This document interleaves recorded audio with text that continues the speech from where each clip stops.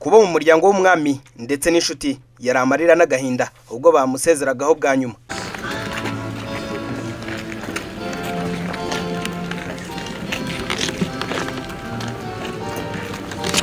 Umwami Kigeli wa gatanu Ndahindurwa wabatijwe Jean Baptiste yasomeye misa yo kumusezeraho. Ni igitambo cya misa cyayobowe na Musenyeri Philippe Rukamba. Pasiteri Zina Mpyisi nk'umuntu wabanye cyane n'umwami ndetse ngakanamuherekeza kugera muri Amerika, yatanze ubuhamya bwamaze igihe gisaga isaha kuri uyu mwami wamaze imyaka irenga 50 mu buhungiro, ahanini kubijyanye no guhirimbanira ubwigenge bw'u Rwanda. Igihe gito kubera amacakubiri yatewe mu Rwanda, igihe kiragera ari impunzi. Mbere yo kuvamo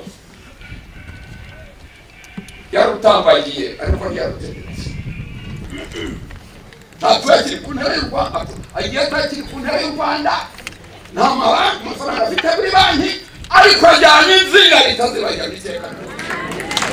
Banyarwanda twatsinda mupfushwa ntindinda yanyu Rwanda kwizina cyane.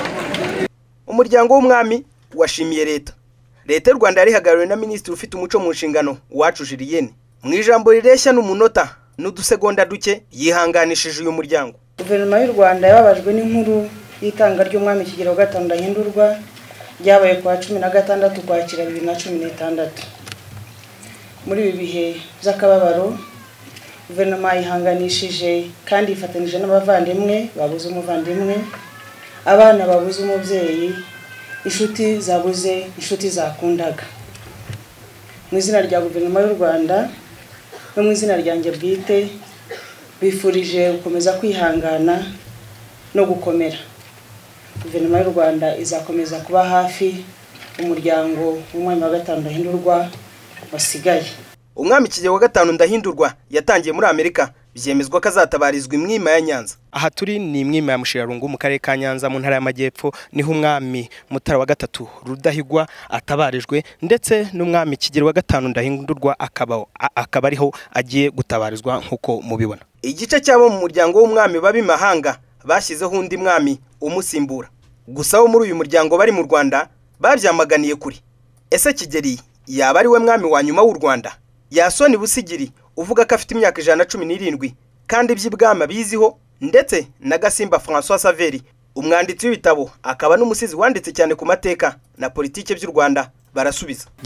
Byarahanuwe Rukara rw'Inshike ruzatira mu tsiya Rwesero akazaga umusozi Gicuri. Rukara rw'Inshike kuko ntigeze abyara, cyangwa arashyiraho umwami nareba uko yigira, aramushyira heheze, aramushyira hatese.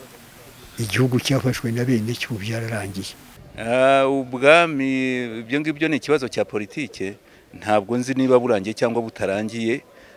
N'abandi barabivuze, ntabwo ari jewe wavuga ngo burarangiye cyangwa buracyariho. Jewe nandika ibyo ntekereza, ibindi mu mutima, ibyo mbona, ubuhamya nshobora gutanga, ariko ntabwo ndi mu bafata ibyemezo bya politiki. Ari leta y'u Rwanda cyangwa umuryango w'umwami ntacyo bavuze ku bijyanye no gushaka uwasimbura Kigeli wa gatanu. Gusa mu kiganiro n'abanyamakuru, abo mu muryango w'umwami bahagarariwe na Pasiteri Mpyisi bavuze ko gutabariza umwami ari byo bigomba kubanza, ibindi bikazaba biganirwaho. Clement Uwiringiyimana, Royal TV.